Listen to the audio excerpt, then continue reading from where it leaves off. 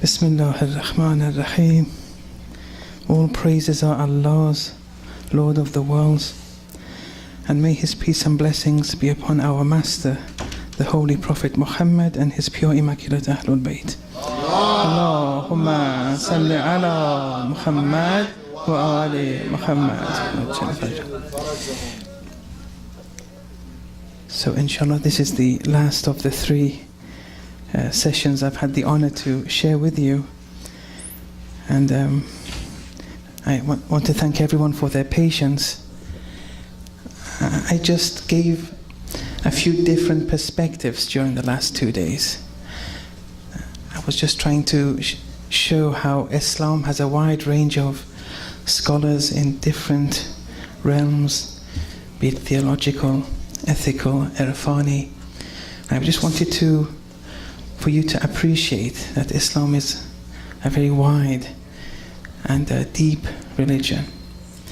I know many of you have been confused in certain parts, and the brothers have my email, so I'm always happy to help out if you have any questions.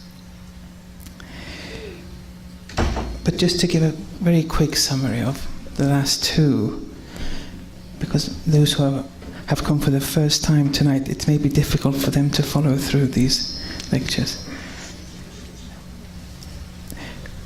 We first tried to show that the logic of the verses of the Quran explicitly indicate that the origins, destination, and potential of man and woman is totally equal,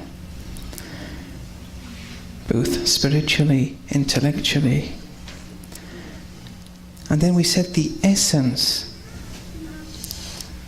the I, the first person plural, the first person singular, the essence of what we are is the spirit.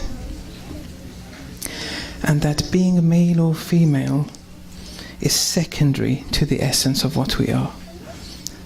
So the essence of what we are is the sexless spirit. There's no male or female there.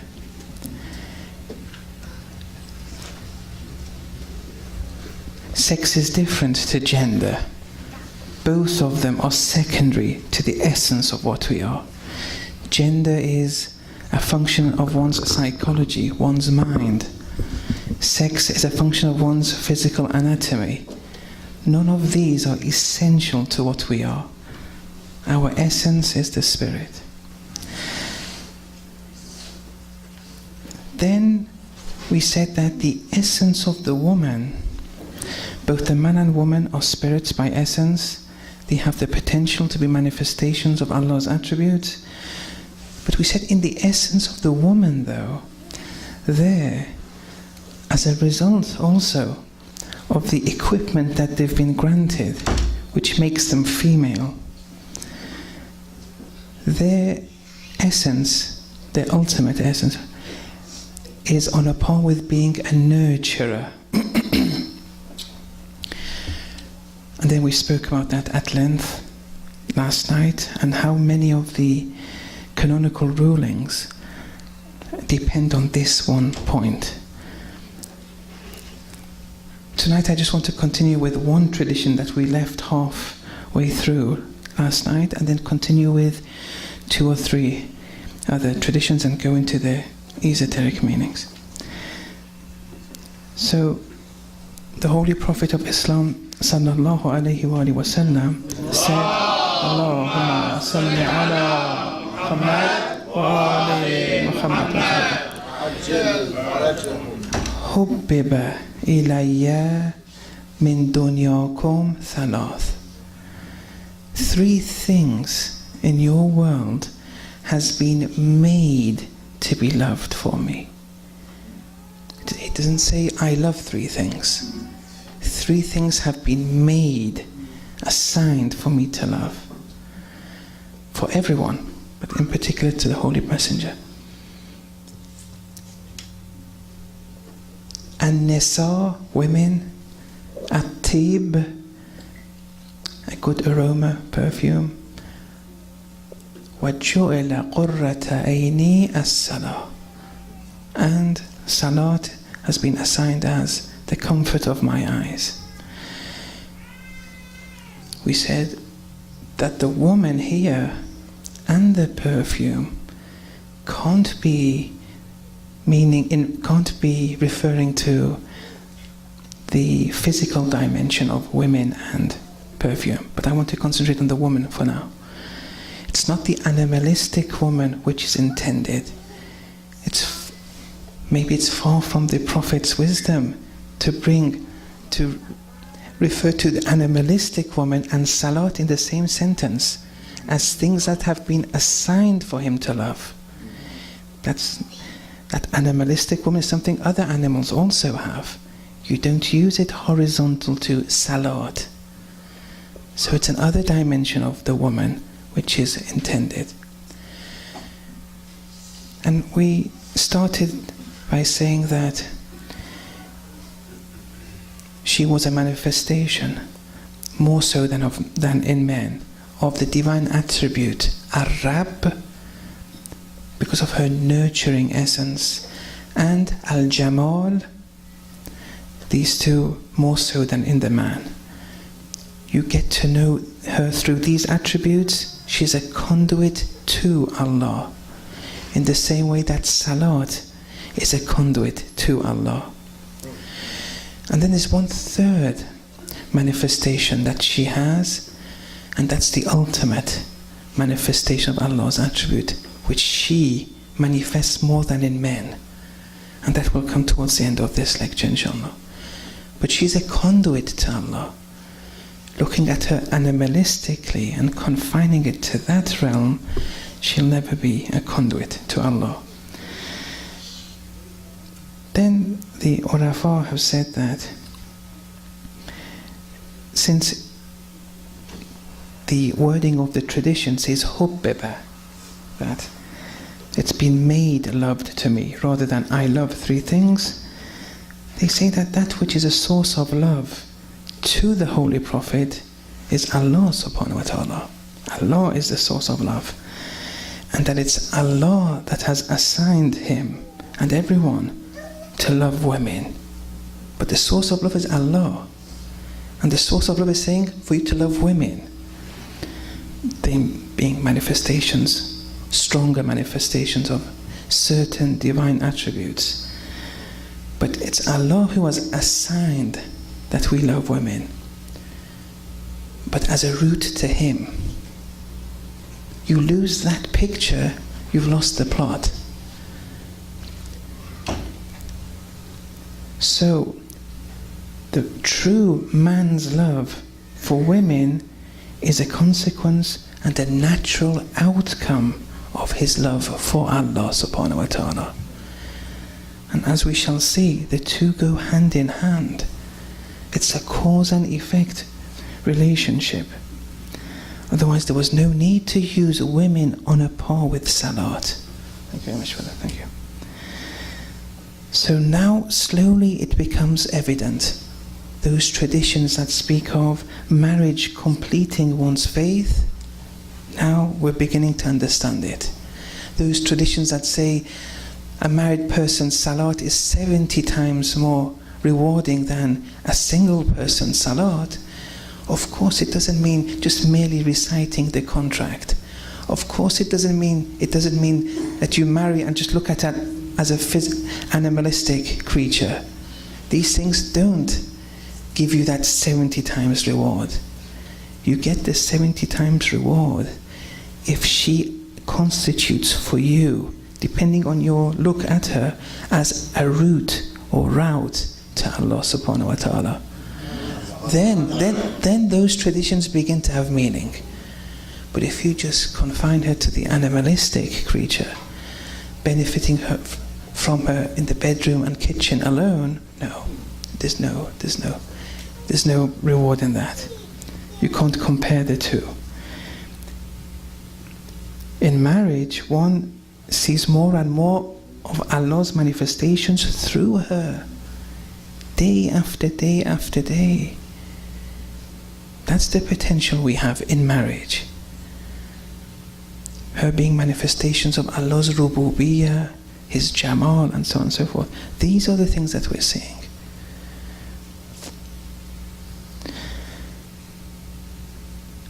And that's why in that last night's tradition, where it said, let them be, the more that you let them be, and you don't break her according to the tradition, the more she will be able to express that holy side of her.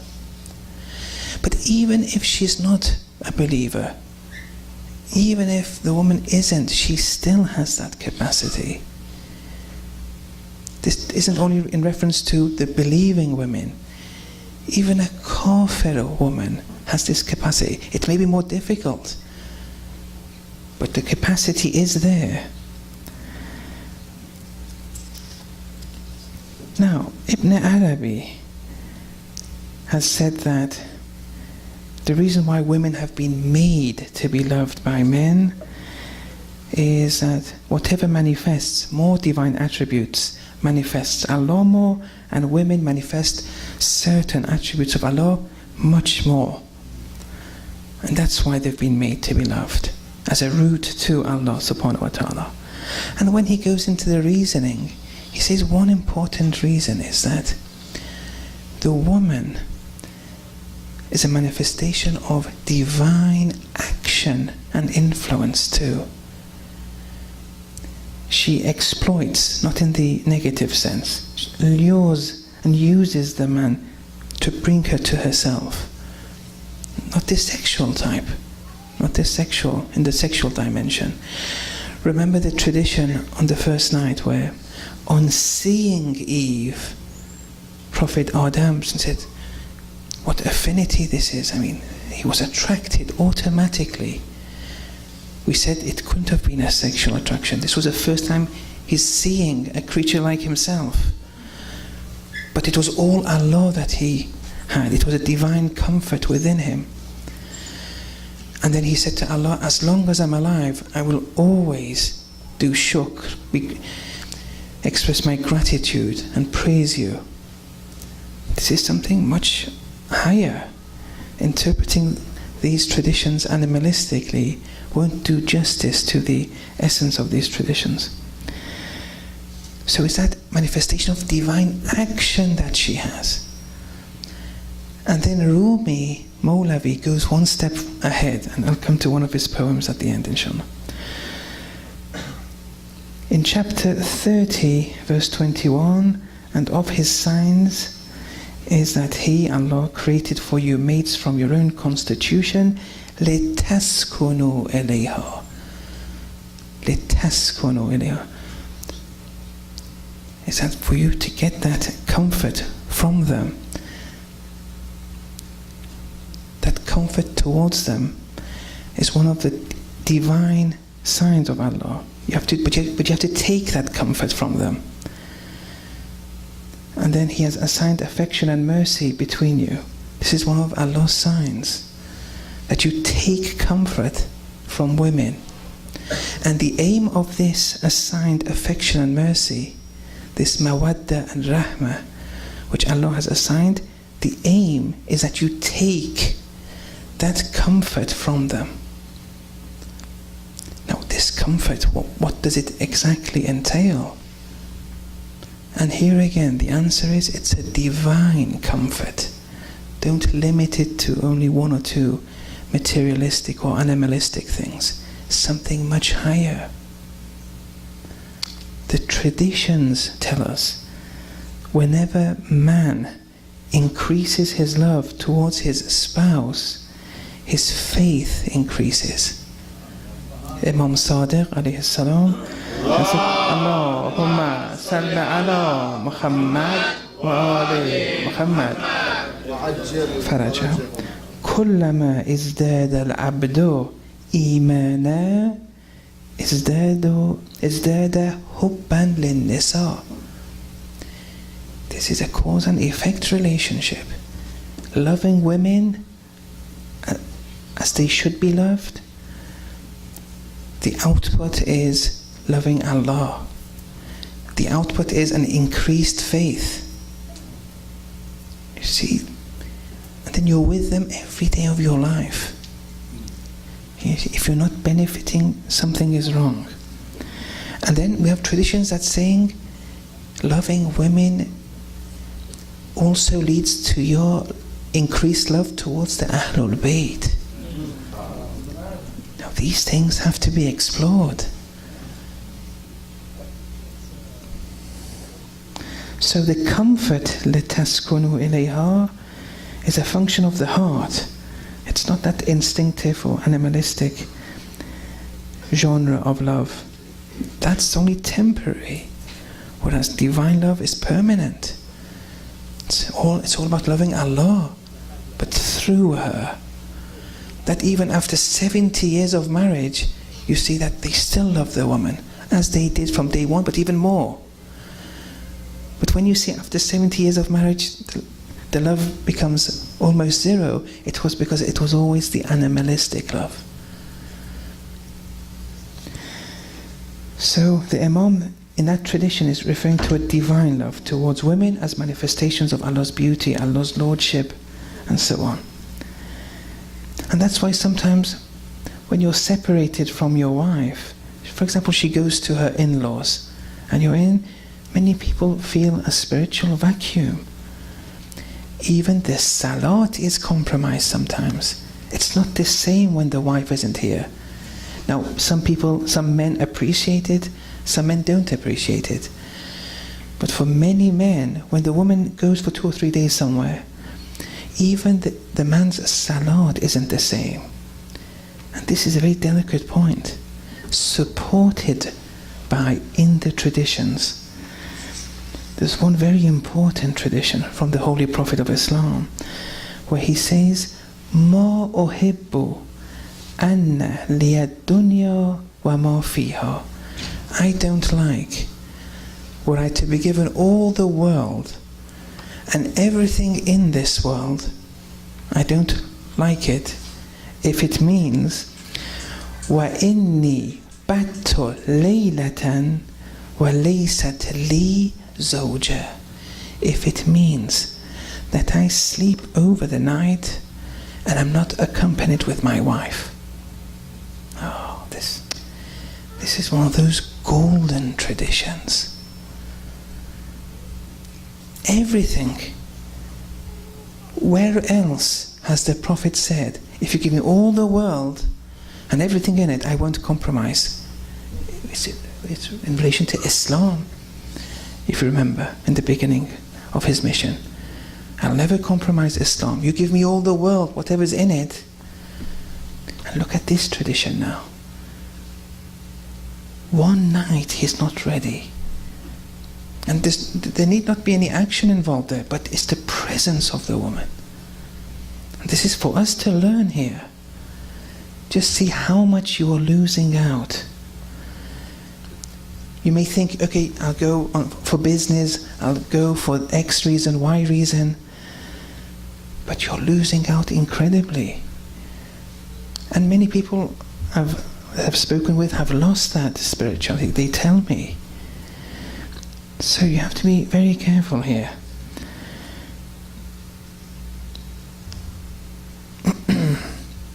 Then we have traditions that say, من أخلاق الأنبياء حب النساء. Loving women is amongst the prophets' traits. All prophets love them. Now that can't be the animalistic love. Even animals have that. It's that love which is a conduit to Allah. You see, in permanent marriage, that's the whole philosophy behind it. Permanent marriage, the philosophy is proximity to Allah. Loving women is a route to Allah subhanahu wa ta'ala. And that's why homosexuality is haram in Islam. Because we want to reach Allah. Reaching Allah in marriage is through the woman. You can't reach Allah through another man. You see, homosexuality, forget the act and everything. Look at the spiritual deficiency that they're acquiring. Allah doesn't want them to. Allah wants to open the way to Allah subhanahu wa ta'ala. They're limiting themselves. Yes, if you don't marry, it's still possible to reach Allah through yourself. Man arafa nafsa, arafa rabba. Whoever knows oneself will know Allah. But that's very difficult. But Allah has blessed us with the law of pairs, if you remember in the first lesson. He's doing this so that we reach Allah. Now, those manifestations that the woman is specific to the woman, especially in relation, quantitatively, you can't find that in another man. You can't find Allah through another man. And actually, it'll have the opposite effect. Now, you may say, why did Nabi Isa alayhi salam, why didn't he marry? Yes, of course he didn't marry. There was no woman so that it can be a conduit to Allah for him. He was pure. He had reached unity with Allah subhanahu wa ta'ala. Even with Lady Fatima alayhi salam, she wouldn't have married. It's required an Ali alayhi salam. There, Allahumma salli ala Muhammad. The same with Lady Maryam alayhi salam. See, there are reasons behind it. Then we come to our Holy Prophet and the Imams. So why did they marry? Or other prophets? Well, they never married out of lust. All their actions were out on a par with Allah's will. You look at all the prophets' marriages, it need not be for spiritual reasons, for that conduit. It was for Islam to grow, for that peace between tribes. There's always socio-political, geographical, different reasons. Most of those, if not all, the philosophy behind that marriage was that progression of Islam in a certain manner, the preservation of unity. So these things we have to, take case to case and be careful when we want to interpret them. So marrying is to attain to Allah, so that's the ultimate goal. The late Shahid Mutahari has said that the male has been created as a manifestation of seeking, loving, and requesting, whereas the woman has been assigned as one who is sought, loved, and requested. And then he says, I quote, "The woman is the flower, whilst the man is the nightingale." Who is going towards who? Who is attracting who? The woman has been assigned as the candle, and the man the butterfly. Need and want has been made instinct in one of them, whereas in the man, whereas being coy and manifesting has been assigned in the other. So, in short then, the woman has been created by Allah to be loved as a route to Allah, and this love to give has been incorporated within the man. Loving Allah, loving women are both manifestations of one reality. The degrees differ, but one is a conduit, a route to another. And that means that loving women, who are a manifestation of Allah's rububiyyah, lordship, of Allah's beauty, is a route to loving the creator of women, who is pure and absolute lordship and pure and absolute beauty per se. Okay, now, this idea that women are a manifestation of Allah's action, Allah's agency, attracting the man, has been referred to by Mawlavi, Rumi. I think Rumi, even in America, even amongst non-Muslims, has a lot of adherents. That's a very good sign in Americans. In America, the Americans, not the Muslims, but the American non-Muslims, they have this attraction to spirituality, maybe in relation to the Sharia their hearts have died a bit. And that's because they've seen bad examples. Not that they didn't want the Sharia, but they've seen bad examples, it made them drift. But the pull towards spirituality, I think, is there. Because Rumi was a bestseller one year in America, with non-Muslim Americans. And just one marginal point I would like to say is that you have to learn to, first of all, most of you are American, okay, especially those who are born and bred here. It's nothing to be ashamed of. It's very good. This country is a beautiful country. You can benefit here, just like you can benefit in other countries. But you have to learn to love your American comrades or people here. Don't isolate yourself. You have to love them. They're Allah's creatures. Even if they're sinful, you have to be very careful not to go in the line of isolating yourselves and saying, we're Muslims, they're not, they're bad, we're good. There's nothing like that in Islam. When you go to university, when you go to the workplace, everywhere you go, you have to care for them. You're American, they're American. You have a right to education, like Obama's children has a right to education. There's no difference. The route is there for all, the potential is there. But you have to care for them. Hubbul watan ibadaton. Loving the country is a form of worship. True, if you think socializing with them you'll compromise your faith, okay. I don't insist for you to intermingle too much if you think your faith will be compromised. But you have to be very careful. You're ambassadors here.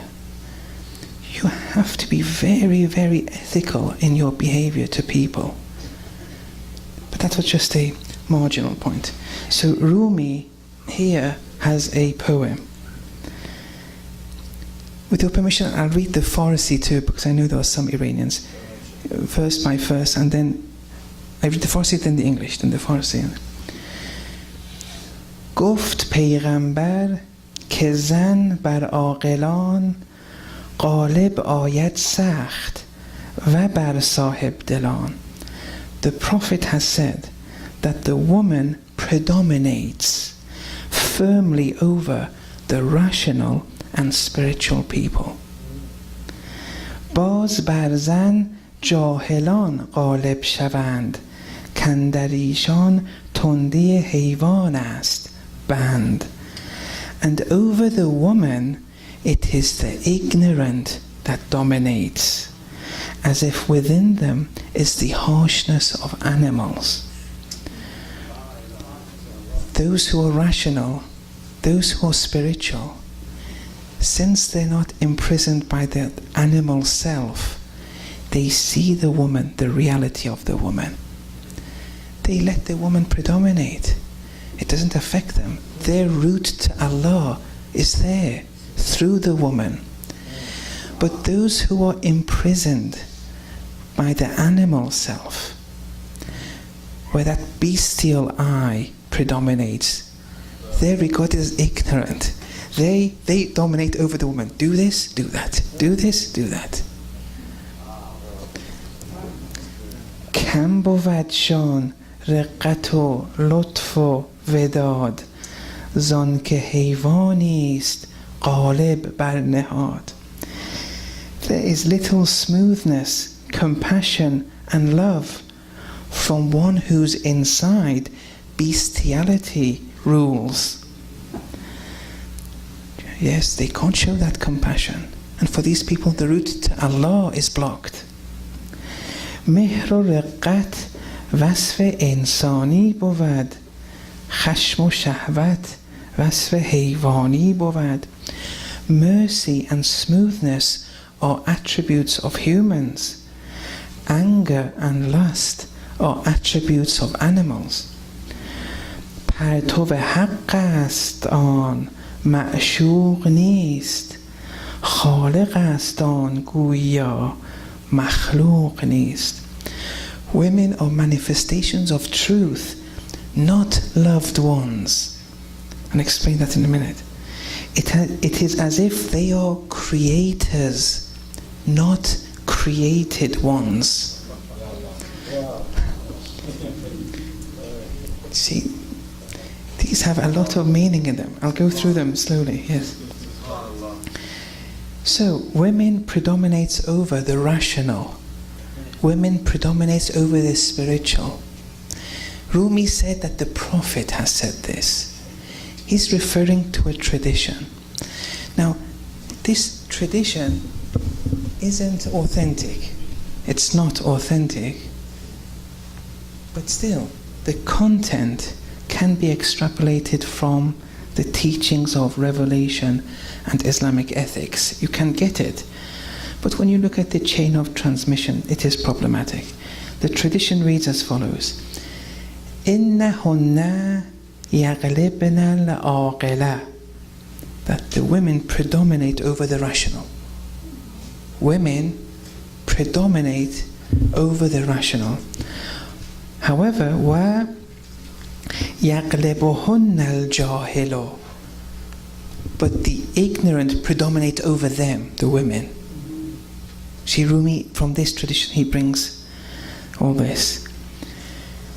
Now, the secret behind the first two couplets that Rumi read is that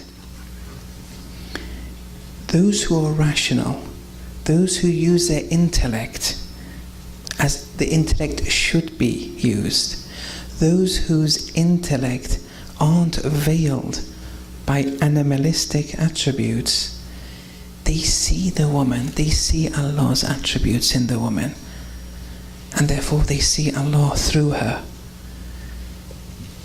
With them, it looks like the woman is always predominating, because he always, with wholeheartedly, does everything so that the woman is always satisfied. Wholeheartedly, without, at all feeling, he's being pushed or anything. Because of that take they have in relation to her.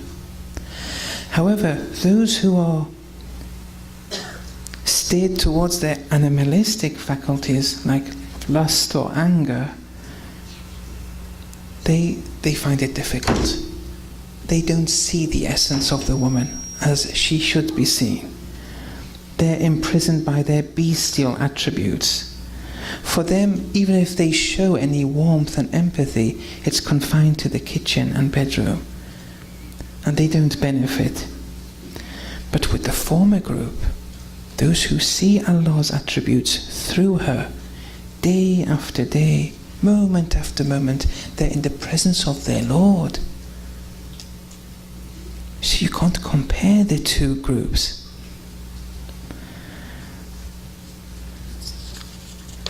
Now this idea that is the manifestation of Allah's agency and Allah's creatorship.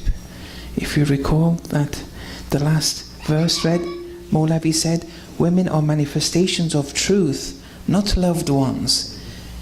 They're loved ones too, but go higher.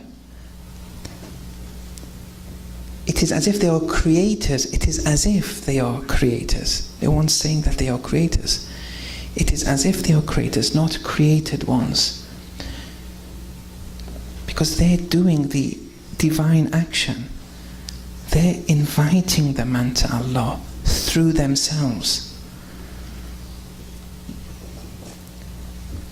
So, in that last verse, it's as if Rumi is depicting the image that women are rays of divine beauty, of divine lordship, and they're manifesting creatorship, but within the frame of a created body that they have. But it's always inviting, luring, using the man, taking him towards that ultimate goal. And then that's why sometimes we hear in biographies like scholars saying, all my success is due to my wife.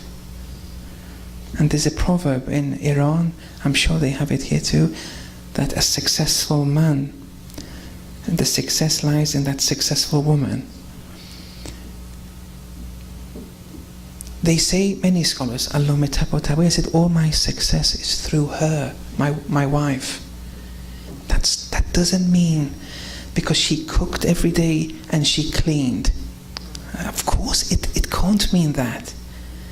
It's a divine success of Allama Tabatabai. It was through her I always was in the presence of Allah. Women who manifest Allah's attributes, the man sees that, sees the truth through her. Then he says, all my success is through her. Even a non-believing woman has that capacity to raise one before Allah subhanahu wa ta'ala. We have stories of that amongst the scholars and also amongst the prophets. Prophet Nuh alayhi salam, the wife wasn't very believing. And they would come to his house, knock on the door. The wife would answer and they would say, is His Eminency, the Grand Messenger of Allah, Prophet Noah present? We would like to speak with him. And the wife would say, I don't know, these titles you're saying, I don't know who they're referring to. But if it's my man, he's out in the jungle. Okay? And then when they went to look for Prophet Noah, they saw him coming with a lion, very tame before Prophet Noah, and different other things. They said, aren't you scared of the lion? How did you acquire this capacity? And he said, did you see? Don't you recall what you encountered when you knocked on the door?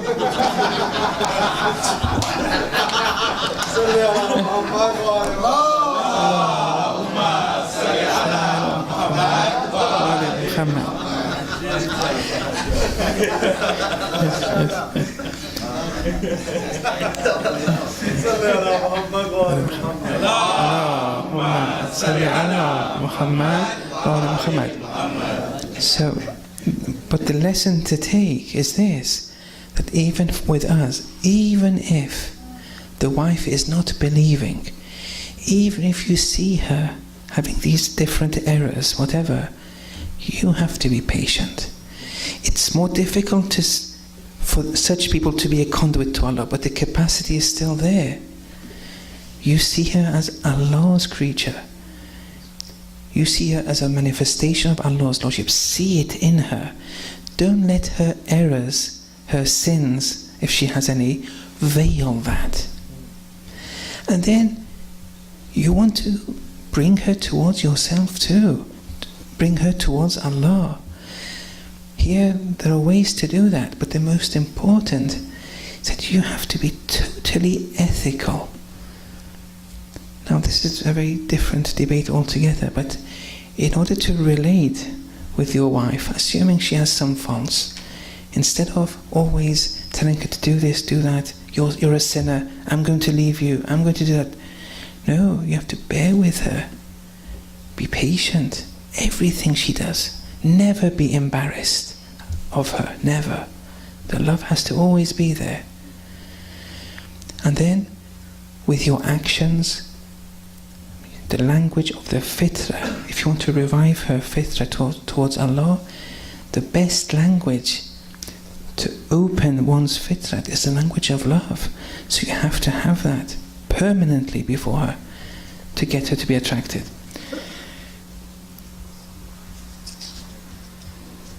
And now the final tradition, and this is one of those very important traditions again. And Ayatollah Hassan Zadeh Omali, Hafadahullah, who, you know, in Irfan, both theoretical and practical, we don't really have many people like him. And he's very old now, but what he's done for Irfan, and Alhamdulillah, he has many students, they teach it, but Alhamdulillah, he's managed to really define, elaborate, give good commentaries on these traditions. And this last one is also from him. But before I give the tradition, just one introductory point. We have traditions that say, whatever I've created, Allah is saying this, it's for man. And I've created man, Allah is saying this, for me, Allah subhanahu wa ta'ala. One of the meanings of this very important sacred tradition is that other than man, everything is at the service of man. The food we eat, the sun, the moon, it's all at the service of man. If you want to be very delicate, everything wants to be man. And man wants to be Allah-like, a manifestation of Allah's attributes. So food wants to be man, plants want to be man, animals want to be man. Man wants to be Allah-like. Now what does it mean when food wants to become man? What does it mean by animals wanting to be man? Here I want to give a story. One of my ustads who is a student of Allama Hassanzadeh Omoli said that he once went to the village that Ayatollah Hassanzadeh usually goes in the summer, and there were a group of brothers there. They went to his house, and then Ayatollah Hassanzadeh put some fruit. There were some apples there, and went to the kitchen. When he came back, he saw that no one is taking from the apples to eat. And then he said, why aren't you eating? Why aren't you taking these apples? These apples too want to become La ilaha illallah. These apples too. Now what does that mean? Because when you eat the apples, you're eating it. It becomes part of your body. At night, you do salat. Salat is one's ascension to Allah. As-salatu mi'rajul mu'min. And then that apple, which is part of you now, also ascends through you. Plants, animals, they're honored to be eaten by us. But the essence is, since we ascend to Allah subhanahu wa ta'ala, he said these apples too want to become La ilaha illallah. Takbir. Allahu Akbar. Allahu Akbar. Amen. So the man is the fruit of the tree of existence, humans. And then we see that the woman's womb, the uterus, is the factory of producing man. Here we begin to understand the importance of the womb. Although we have spoken about that in depth last night, but here from another angle now. Okay, now let's go to the tradition. The tradition is a hadith Qudsi, a sacred tradition that Allah says. Now you have to pay attention here a bit. Allah says, Anallah. Now this is the last tradition, and then we'll finish inshallah. I am Allah. Wa anar Rahman. And I am Rahman. Rahman and Rahim means merciful. They both mean merciful. But one of them is universally merciful. One of them is specifically merciful. But they both mean merciful. I am Allah. I am Rahman. Khalaqatur Rahima. I created the Rahim. Rahim is the womb. وَشَقَقْتُ لَهُ إِسْمًا مِنْ إِسْمِي. And I derived it, the Rahim. I derived the womb from one of my names. And that name is Rahman. And Allah, I am Allah. I am Rahman. I created me, who I am the Rahman. I created the Rahim. This Rahim is a manifestation of my Rahmaniyya. See, this is very delicate stuff here. Now the question here is, so what is this Allah in the beginning then? There we go into very fine. Yeah. So why did he say Anallah and then say Anar-Rahman? But that's a different debate. That needs a number of lectures to explain that. I derived it, the Rahim, from a name amongst my names, which is Rahman, because Rahman, Rahim is literally or etymologically derived from Rahman. Then Allah says, وَمَنْ وَسَلَهُ. Whoever unites with it, unites with the womb. وَسَلْتُهُ. I, Allah, shall unite with them. وَمَنْ قَتَأَهَا. Whoever breaks away from the womb, قَتَأْتُهُ. I shall break away from them. That's the tradition. Now what does this mean?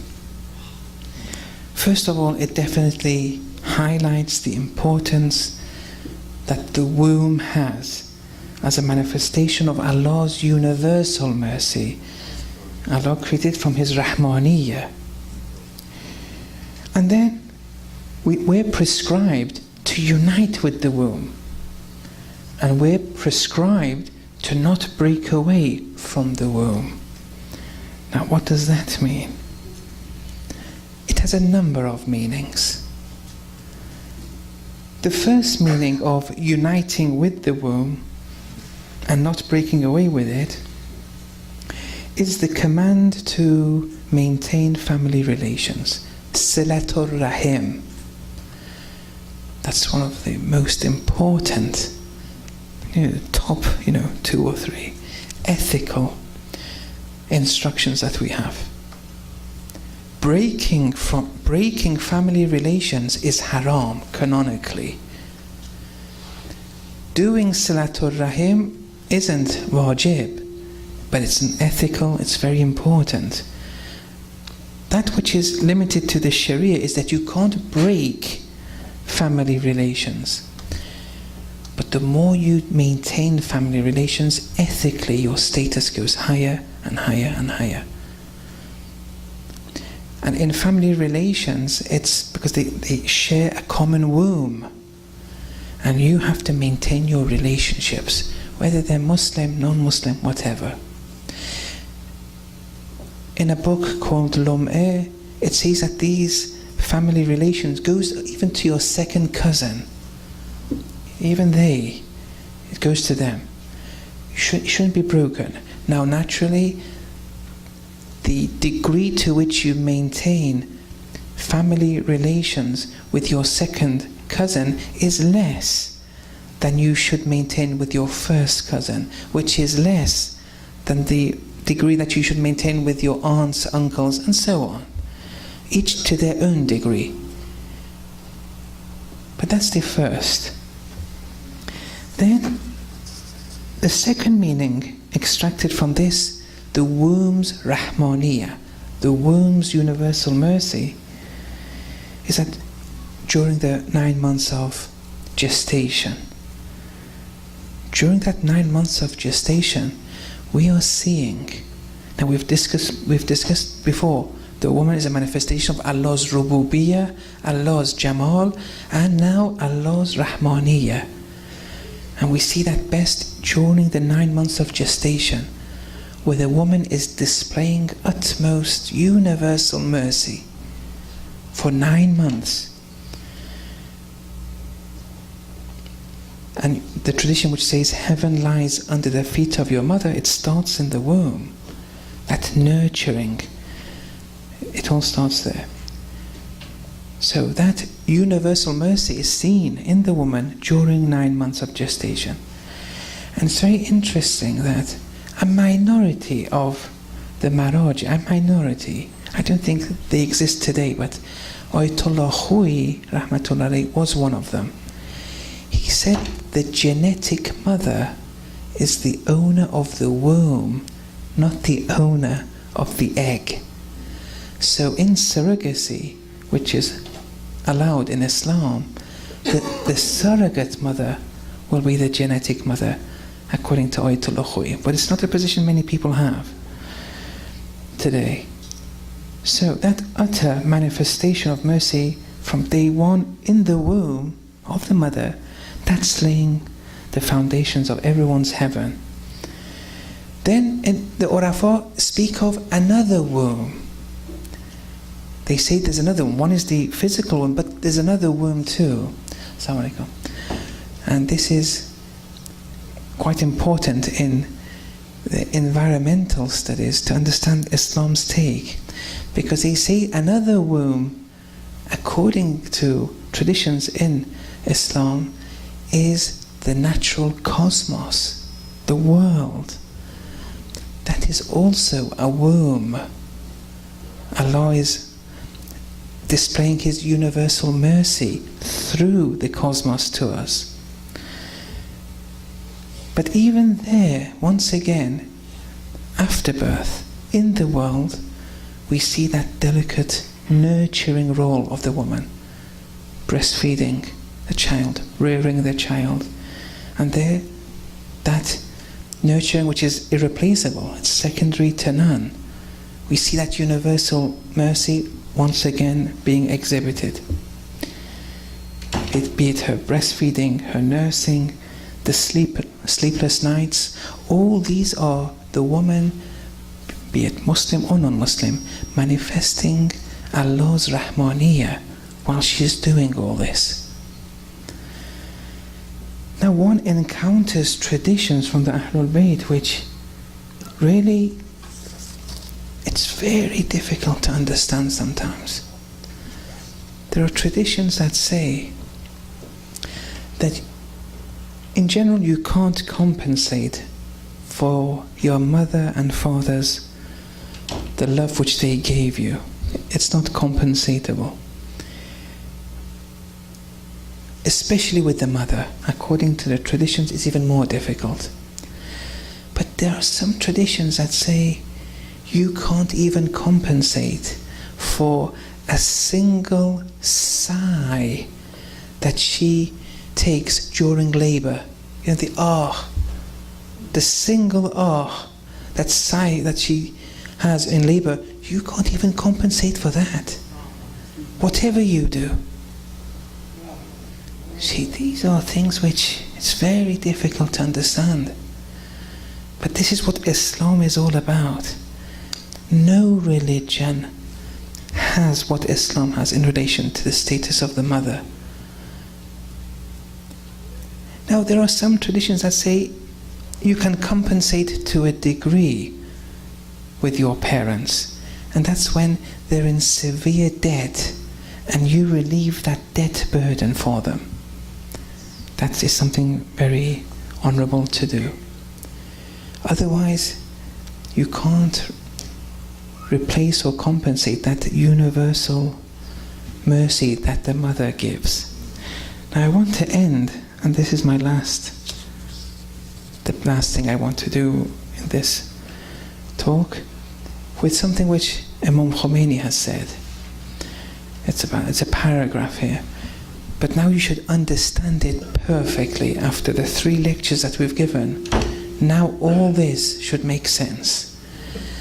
Now Imam Khomeini was an arif. He was a faqih. He was a philosopher, mufassir of the Quran. He was very comprehensive. When he tells you in his letter to Gorbachev, he was there, you can find that inviting the West to Islam, he gave a few names of the scholars in Islam. The most that he referred to most highly was Ibn Arabi. He's understood Ibn Arabi's works. Many people may sometimes speak against Ibn Arabi. It's okay, it doesn't matter. We're not in love with the person. His teachings, how he commentates on the traditions, are important. But the reason why we get so many differences in relation to Ibn Arabi, Imam says that they haven't read his books with an ustad. Irfan is a science. It has textbooks, like medicine has textbooks. Someone who doesn't go to medical school and just going through them, they may not understand many things. And then they say Ibn Arabi is deviating or this or that. It doesn't matter. They're free to give their opinion, but also look at this side too. When someone like Imam Khomeini, who was a mujtahid in irfan and ethics, let alone fiqh, in his 20s, there's something there now. Okay? You can't really put it aside that easily. Now this is what he has had to say. The value of a single night of the mother with the child surpasses years of the responsible father's efforts. See, this is an Arif speaking. This is someone who's understood what it's all about being a woman. One night, a single night of the mother with the child is more than years of the responsible father's efforts. Then he continues, the embodiment of affection and mercy in the mother's luminous outlook is the manifestation of the mercy and affection of Rabbul Alameen. You should now understand all this now. She's a manifestation of these divine attributes. The Almighty Allah has blended the mother's heart and soul with the light of mercy of His Lordship to the extent that it can't be identified anywhere save within the mother. You can't find that mercy and affection anywhere except in the mother.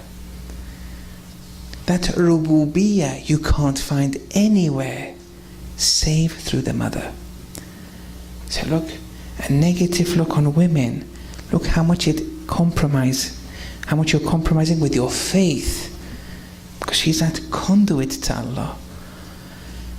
You can't find Allah's rububiyyah. You can't find Allah's rahmaniyyah to the extent that it is seen in women.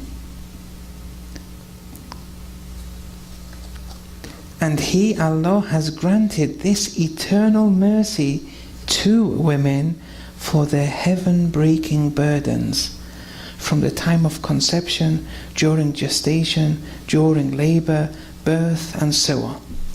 Then he says, the noble tradition that reads, heaven lies under the mother's feet, is referring to a reality. Such delicate wording is emphasizing the mightiness of the matter, as well as warning children. Now this is where we have to take lesson here. So such delicate wording is emphasizing the mightiness of the matter, as well as warning children of the fact that they should seek prosperity and heaven from beneath the mother's feet. Now what does that mean? To get that heaven from the mother's feet. It's a warning for us to do that. It means, and that they should observe their sanctity, the sanctity of mothers, be they Muslim or non-Muslim, as they observe Allah's. They should observe the mother's sanctity as they observe Allah's sanctity. What does that mean? And that they should seek, now this is the most important of all, and that they should seek their immaculate Lord's satisfaction through the satisfaction of their mothers.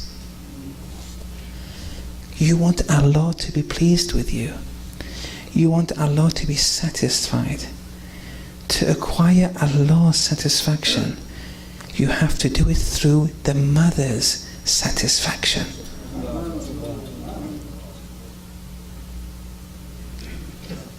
If you have a mother, make the most of her if she's alive. Being distanced from her, you're at loss. If you're living with a woman who is a mother, make the most of her. She's a mother. In addition to being your wife, if she's a mother, the potential is great here. Don't lose that potential. You want to acquire Allah's satisfaction, you acquire it through your mother's satisfaction. Even if your mother's dead and she's passed away, there's still a route for you. Pray for her. Speak with her. Supplicate for her on her behalf. Do the things that she used to like in this world on her benefit. If it was charity, giving food. Yes, the Sharia says don't do bad to your parents. Doing bad to your parents is a sin. That's the Sharia. It means, for example, those actions which customarily are regarded as disobedient, shouting, swearing, these kind of things, making them angry and disappointing them, that's haram. I mean, if you want to study X subject and they become disappointed, it's not haram that. Because studying doesn't mean that they shouldn't be disappointed. It's not something, just because you want to do a subject, customarily, in the Urfi viewpoint, it's not an action which should make them angry. The Sharia says only in those actions which are customarily leads to their disappointment and anger, it's haram for you to do. That's the Sharia. But when you want to do the tariqah and haqiqah, the deeper layers of Islam, there the protocol is different. There they say, you be a slave to your mother. Do whatever she wants. Whatever she wants, just you be a slave. I know this is very difficult. I'm not saying for you to practice this, you can't do it wholeheartedly. You need a lot of faith. You need a lot of faith to do this. Be beside her.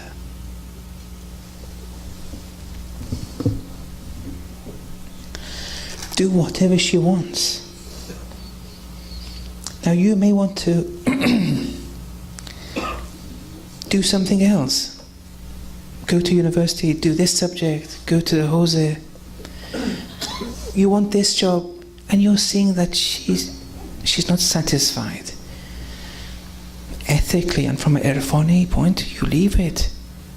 You say, no, your satisfaction, mother, that's important for me. You sacrifice yourself. You want the mother's satisfaction. The Sharia doesn't demand that from you. But ethics does. Irfan does. If you want to confine yourself to the letter of the law, that's okay. But you have to grow through the Sharia into deeper and deeper realms and elevate the soul through the Sharia. The same applies to the father too, but more so with the mother. Don't lose that opportunity. Okay, thank you for your patience. Wa sallallahu ala Muhammad wa ala ta'ala.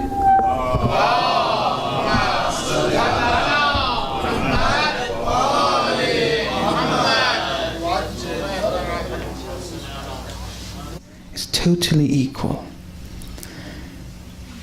Both spiritually, intellectually. And then we said the essence, the I, the first person plural, the first person singular, the essence of what we are is the spirit. And that being male or female is secondary to the essence of what we are. So the essence of what we are is the sexless spirit.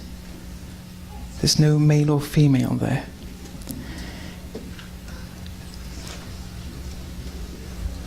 Sex is different to gender. Both of them are secondary to the essence of what we are. Gender is a function of one's psychology, one's mind. Sex is a function of one's physical anatomy. None of these are essential to what we are. Our essence is the spirit. Then we said that the essence of the woman, both the man and woman are spirits by essence. They have the potential to be manifestations of Allah's attributes. But we said in the essence of the woman, though, there, as a result also of the equipment that they've been granted, which makes them female, their essence, their ultimate essence, is on a par with being a nurturer. And then we spoke about that at length last night, and how many of the canonical rulings depend on this one point. Tonight I just want to continue with one tradition that we left halfway through last night, and then continue with 2 or 3 other traditions and go into their esoteric meanings. So, the Holy Prophet of Islam sallallahu alayhi wa sallam said, Allahumma salli ala Muhammad wa ali Muhammad. Hubbiba ilayya min dunyakum thalath. 3 things in your world has been made to be loved for me. It doesn't say I love 3 things. 3 things have been made, assigned for me to love. For everyone, but in particular to the Holy Messenger. An-Nisa, women. At-Tib, a good aroma, perfume. وَجُعِلَ قُرَّةَ عَيْنِي الصَّلَاةِ. And Salat has been assigned as the comfort of my eyes. We said that the woman here and the perfume can't be referring to the physical dimension of women and perfume. But I want to concentrate on the woman for now. It's not the animalistic woman which is intended. Maybe it's far from the Prophet's wisdom to refer to the animalistic woman and Salat in the same sentence as things that have been assigned for him to love, being manifestations, stronger manifestations of certain divine attributes. But it's Allah who has assigned that we love women, but as a route to him. You lose that picture, you've lost the plot. So, the true man's love for women is a consequence and a natural outcome of his love for Allah subhanahu wa ta'ala. And as we shall see, the two go hand in hand. It's a cause and effect relationship. Otherwise there was no need to use women on a par with Salat. Thank you very much for that, thank you. So now slowly it becomes evident. Those traditions that speak of marriage completing one's faith, now we're beginning to understand it.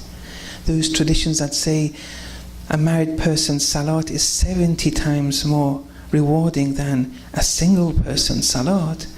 Of course it doesn't mean just merely reciting the contract.